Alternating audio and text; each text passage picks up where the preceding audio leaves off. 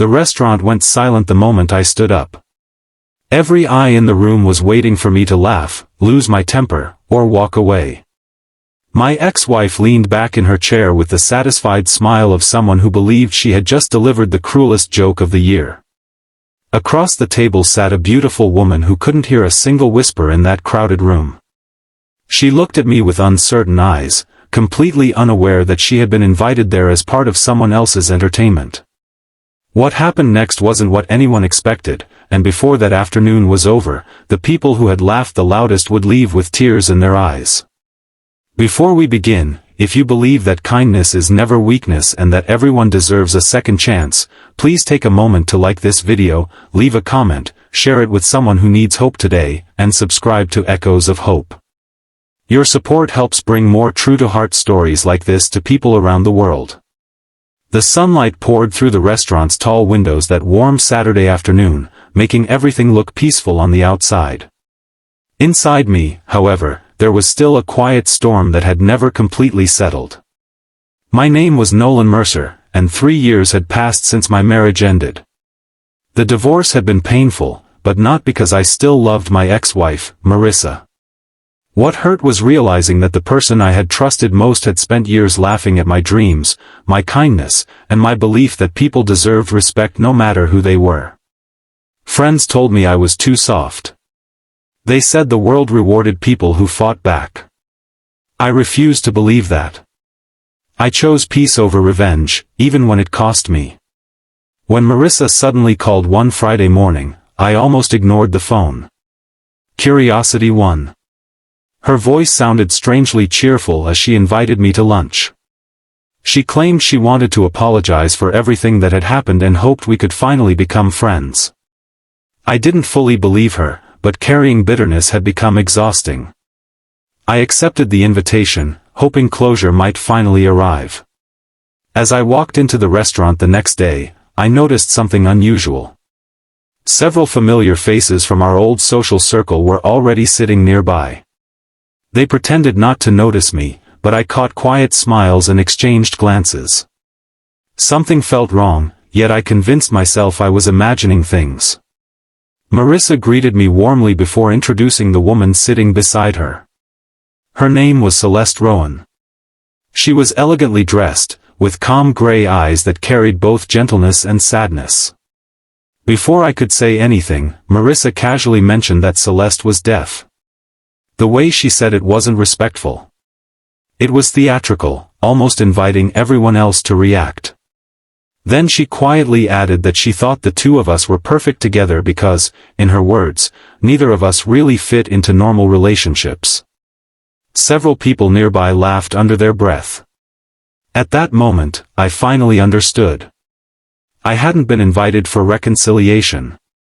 I had been invited to become part of a joke. Celeste noticed the strange expressions around the table. She couldn't hear the laughter, but she could certainly feel the uncomfortable atmosphere. Her smile faded as she looked from one face to another, trying to understand why everyone suddenly seemed entertained. For one brief second, anger rushed through me. I wanted to expose Marissa in front of everyone. I wanted to leave and never look back. Instead, something far more important captured my attention. Celeste looked embarrassed without even knowing why. Someone innocent was carrying the weight of another person's cruelty. Everything inside me changed in that instant. I pulled out my phone, opened a note I had prepared years earlier while learning basic sign language for volunteer work at a community center, and slowly began signing the words I still remembered. They were simple, imperfect, and probably clumsy, but they carried one message clearly. I signed that I was happy to meet her and that she had done absolutely nothing wrong. Celeste's eyes widened with surprise. Then she smiled. It wasn't a polite smile. It was the kind of smile that reached deep into someone's soul after years of feeling overlooked. The laughter around us disappeared. People stared in complete silence. I continued signing slowly, apologizing that I wasn't fluent but explaining that I believed every person deserved to be spoken to in the language that made them feel seen. She gently corrected one of my signs with incredible patience, and together we both laughed, not at each other, but with genuine warmth. For the first time since entering the restaurant, the room felt honest. Marissa looked confused. Her prank had collapsed completely. Instead of humiliating me, she had unknowingly introduced me to one of the kindest people I had ever met. Lunch turned into hours of conversation through writing, simple signs, expressions, and smiles. I learned that Celeste had lost her hearing during childhood after a severe illness. She had spent years proving people wrong, earning a successful career as an illustrator whose artwork quietly inspired thousands online. Despite her accomplishments, many people treated her as though her deafness defined her entire identity. She admitted through writing that blind dates often became uncomfortable once people discovered she couldn't hear. Some pitied her. Others acted awkwardly. A few simply disappeared. Nobody had ever looked directly into her eyes the way I did that afternoon. When we finally left the restaurant, the afternoon sun felt brighter than before. We exchanged numbers. There were no promises, only gratitude. Over the following weeks, our friendship grew naturally. I enrolled in evening classes to properly learn sign language. Every lesson opened a new world I had never fully appreciated. I discovered that silence was never empty. It had its own rhythm, emotions, humor, and beauty. Celeste patiently taught me expressions that couldn't be translated into spoken words. She showed me how conversations could exist entirely through eyes, hands, and genuine attention. In return, I introduced her to my favorite hiking trails, art museums, and quiet parks where we could spend entire afternoons watching sunlight move across the trees without needing a single spoken sentence. Some people questioned our relationship. They assumed communication would always be difficult. Ironically, we understood each other better than many couples who spoke constantly. We listened differently. We noticed details others ignored. We respected pauses instead of fearing them. Months later, I received an unexpected invitation. Our old friend group was organizing a charity luncheon.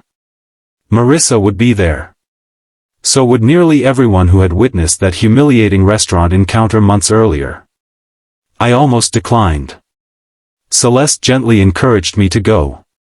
She reminded me that healing wasn't about avoiding painful places. Sometimes it meant returning as someone entirely different. The luncheon was held on another bright afternoon. The atmosphere felt strangely familiar, but this time I wasn't carrying insecurity. I arrived holding Celeste's hand with quiet confidence. Conversations stopped. The same people who had once hidden laughter behind their menus now watched us with genuine curiosity. Throughout the event, Celeste volunteered at the registration table, welcoming every guest with warm smiles and graceful signing while interpreters assisted when needed. Children naturally gathered around her, fascinated by sign language. Within minutes, they were eagerly learning simple greetings and laughing together. Watching that scene transformed the room. People who had never considered accessibility suddenly became interested. They asked respectful questions. They learned basic signs. The event organizers even announced plans to include sign language interpreters at future community programs. One person's kindness had quietly changed an entire room. Near the end of the afternoon, Marissa approached us. She looked nothing like the confident woman who had planned that cruel joke months earlier. Regret had replaced arrogance. Without excuses, she admitted she had wanted to embarrass both of us. Instead, she had exposed something far worse inside herself. I accepted her apology, not because she deserved immediate forgiveness, but because carrying resentment would only poison my own future. Forgiveness didn't erase what happened.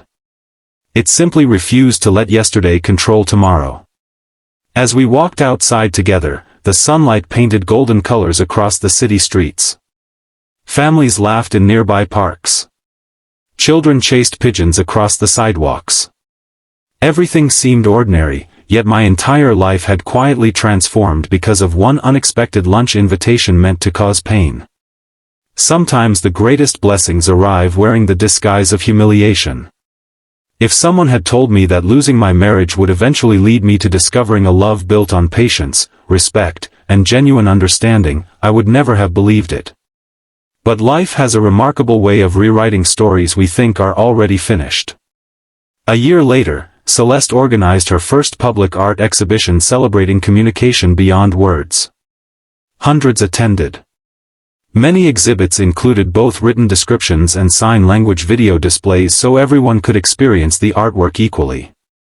Watching visitors of every age learn simple signs while admiring her paintings filled me with overwhelming pride. Standing beside her that bright afternoon, I realized something profound.